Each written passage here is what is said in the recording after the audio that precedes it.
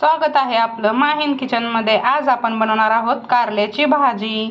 हे अशी बनणार आहे कारल्याची भाजी की तुम्ही अगदी म्हणाल की हे मटणासारखंच लागतंय। तर चला तर पाहूयात रेसिपी। आपल्याला काय काय लागणार आहे। हे घेतले आहे कोथिंबीर, चवीनुसार मीठ, 1 चमचा मिरची, 1 चमचा हळद पावडर, कढीपत्त्याची भरपूर अशी पानं घेतलेली आहेत आणि 2 मिरच्या घेतलेल्या आहेत। ह्याच्यामध्ये लसूण, अद्रक आणि कांदा आणि खोबरं असं मस्त तळून घेतलेलं आहे।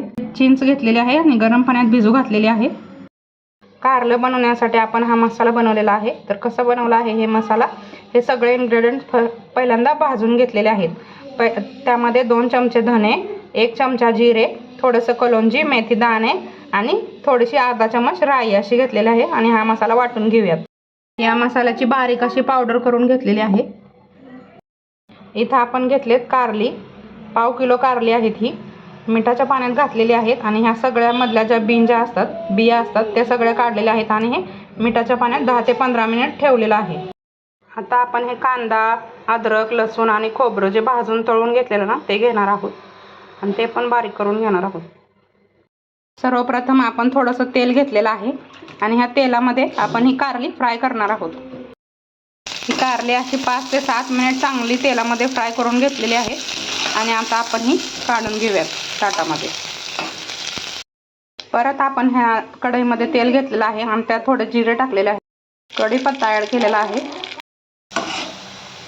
आणि हे वाटून घेतलेलं अद्रक, लसूण, कांदा आणि कोथिंबीर आपण ह्याच्यामध्ये ॲड केलेली आहे। हा मसाला पण आपण टाकणार आहोत। हे आपली हळद, मिरची आणि मीठ पण ॲड करून घेणार आहोत। आपण हळद, मीठ आणि मिरची ॲड केलेली आहे। 2 हिरव्या मिरच्या घालणार आहोत आणि ही कोथिंबीर।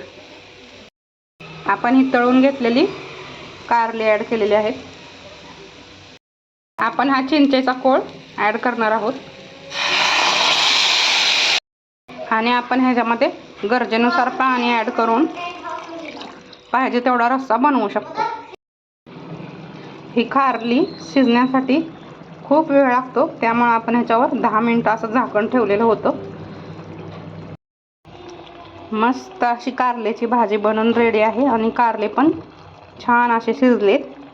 5 ते 7 मिनिटं पहिल्यांदा तळायला लागतात आणि नंतर एक 10 ते 15 मिनिटं शिजायला लागतात आणि छान अशी कारल्याची भाजी बनलेली आहे। आता आपण हिला ताटात काढून घेऊया। मस्त असं आपलं कारलं रेडी आहे।